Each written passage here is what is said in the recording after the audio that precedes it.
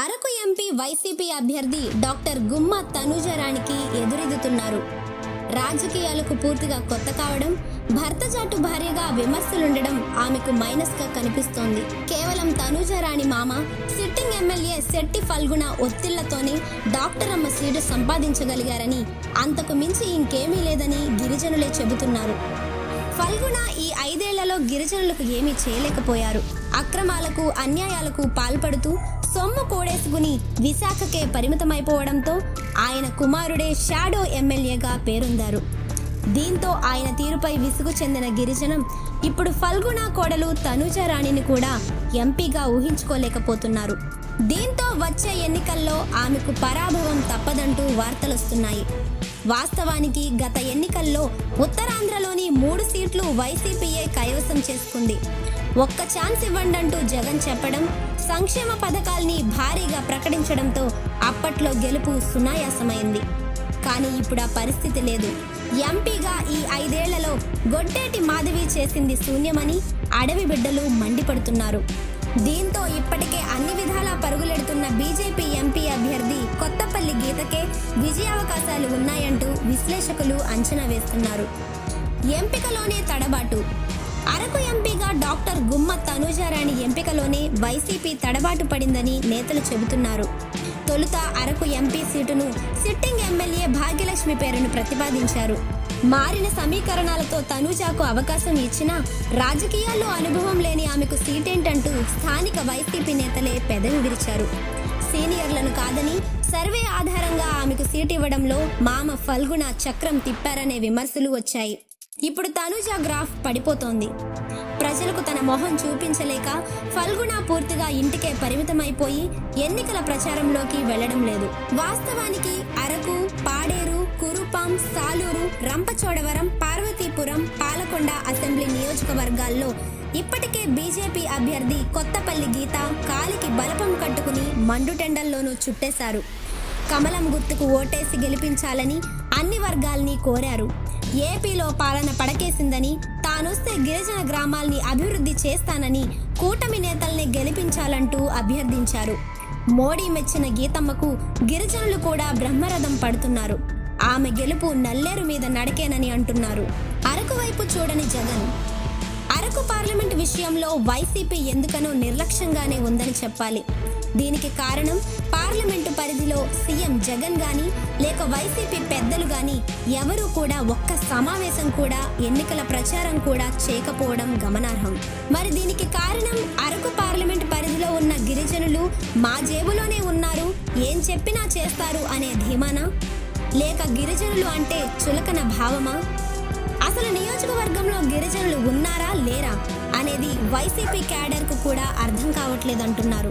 ప్రతి ప్రచార సభ, బహిరంగ సభలో నా బీసీలు, నా ఎస్సీలు, నా ఎస్టీలు అనే జగన్ మరి అరకు పార్లమెంట్ పరిధిలో ఉన్న గిరిజనులు ఎందుకు గుర్తుకు రావడం లేదని చెప్పాలంటూ అక్కడ గిరిజన సంఘాలు నిలదీస్తున్నాయి. నీటి సమస్య తీరలేదు, డోలీ కష్టము తప్పలేదు. అరకు పార్లమెంట్ పరిధిలో చాలా నీటి సమస్యలు, తాగునీటి సమస్యలు, డోలు సమస్యలు ఇన్ని సంవత్సరాలుగా ఉన్నప్పుడు కూడా వీటిని పరిష్కరించడానికి వైసీపీ ప్రభుత్వం ఎందుకు ప్రయత్నించలేదు అనేది గిరిజనులో ఉన్న ప్రశ్న. అంతేకాక ఈ పరిధిలో ఉన్నటువంటి అనేక రిజర్వాయర్లు ఉన్నాయి. వాటిని మరమ్మత్తు చేయడం కానీ, వాటి ద్వారా గిరిజనులకు సాగునీరు అందించడానికి, తాగునీరు అందించడానికి చర్యలు, ఒక విధంగా గిరిజనుని అన్ని విధాలుగా కూడా వైసీపీ ప్రభుత్వం నిర్లక్ష్యం చేసిందని వాళ్ళు భావిస్తున్నారు. ప్రస్తుతం యువతను పట్టి పీడిస్తున్న సమస్య ఏజెన్సీలో గిరిజన ప్రాంతాల్లో గంజాయి సమస్య.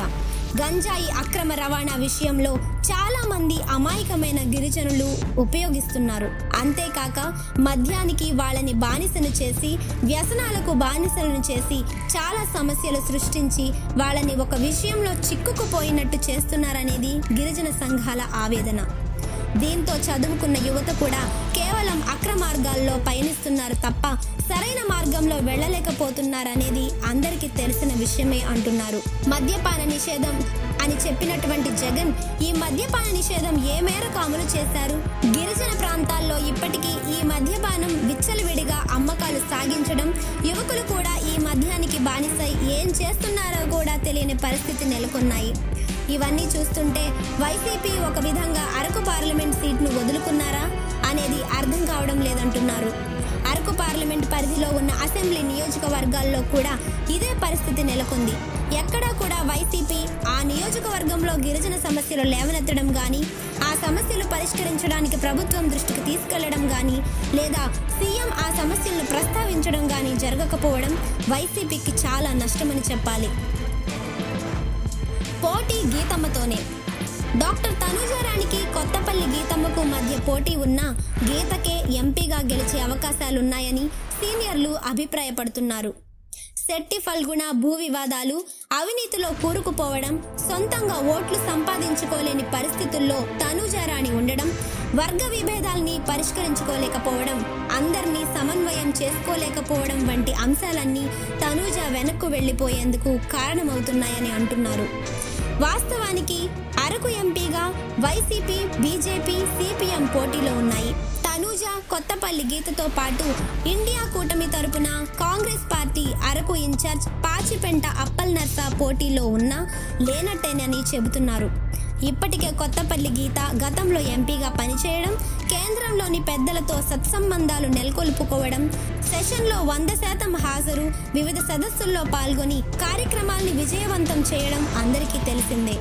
అంతేకాకుండా గీతాస్ ట్రస్ట్ ద్వారా ఆమె తన సొంత ఖర్చుతో గిరిజన గ్రామాల్లో వీధి లైట్లు, రోడ్లు, తాగునీటి సౌకర్యం, డిజిటల్ క్లాస్ రూమ్ ఏర్పాటు చేసి అన్ని వర్గాల్ని ఆకట్టుకున్నారు. ఇవన్నీ ఆమెకు బలాలుగానే చెబుతున్నారు.